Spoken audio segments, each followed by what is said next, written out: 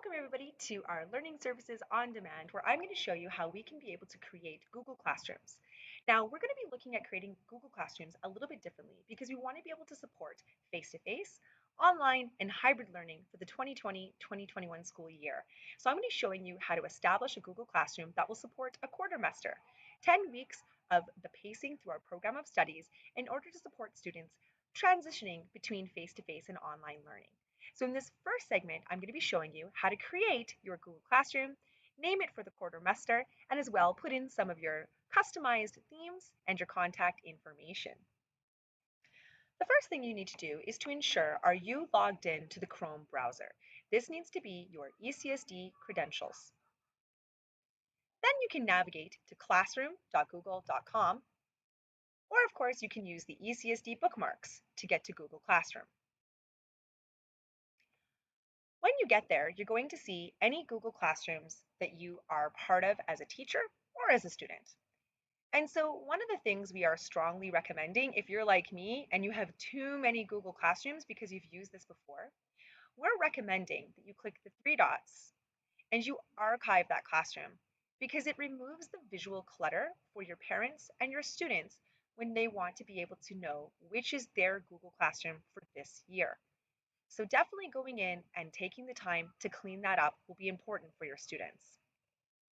In order to create a Google Classroom, you're going to click the plus button in the top right-hand corner. Teachers have the option to join or create a class.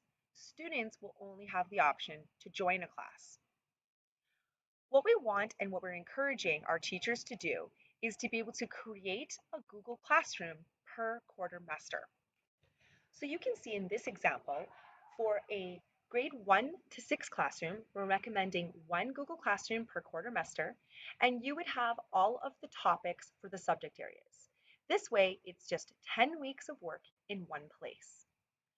For our junior high and high school Google Classrooms, we're recommending one Google Classroom per quartermester per subject area. And in this particular case, you would see that it's now broken down with the week of work following the program of studies and the curriculum pacing guides. You can give your Google Classroom a name. If you happen to be a teacher in junior high and high school who is teaching different sections, so for example, you have 7A science, 7B science, go ahead and put the section there because you will be able to assign assignments and materials to more than one Google Classroom at once. We don't recommend trying to take all of the different sections of your students and putting them in one Google Classroom. We can split that up. Another pro tip you can consider is actually putting your email address in this section so that it shows up as your contact when you start the Google Classroom.